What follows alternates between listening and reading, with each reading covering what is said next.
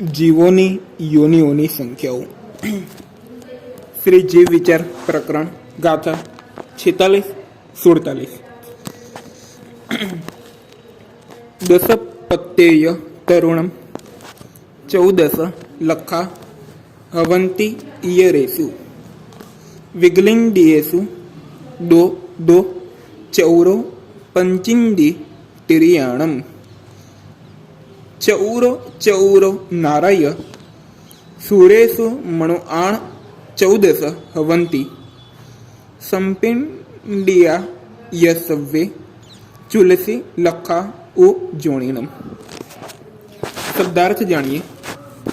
પત્યેય તરુણમ એટલે કે પ્રત્યેક વનસ્પતિકાયને, ઇયરેષુ એટલે કે ઇતરોને, સાધારણ વનસ્પતિકાયને,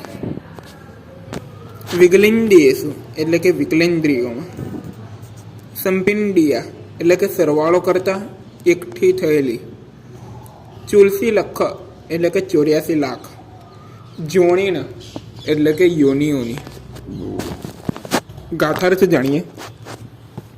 પ્રત્યેક વનસ્પતિકાયને 10 અને ઇતર એટલે કે સાધારણ વનસ્પતિકાયને 14 લાખ, વિકલેન્દ્રિયોને 2, પંચેન્દ્રિય તિર્યંચોને 4 લાખ છે. નારકો અને દેવોને 4 અને મનુષ્યને 14 લાખ હોય છે. સર્વ એકઠી કરવાથી યોનિઓની સંખ્યા 84 લાખ થાય છે. વિશેષમાં પૃથ્વીકાય 7 લાખ, અપકાય 7 લાખ, તેવકાય 7 લાખ, વાવુકાય 7 લાખ, પ્રત્યેક વનસ્પતિકાય 10 લાખ, સાધારણ વનસ્પતિકાય 14 લાખ, તેઇન્દ્રિય 2 લાખ, 2 ઇન્દ્રિય 2 લાખ, ચૌરેન્દ્રિય 2 લાખ, તિર્યંચ પંચેન્દ્રિય 4 લાખ, દેવતા 4 લાખ, નારકો 4 લાખ, મનુષ્યોને 14 લાખ, આમ કુલ 84 લાખ યોનિ થાય છે.